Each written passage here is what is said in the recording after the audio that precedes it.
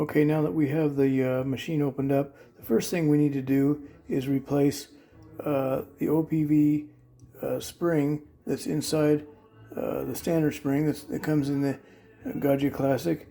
It's a 12 bar spring, and by replacing it with a 9 bar spring, we'll have 9 bar at the brew head.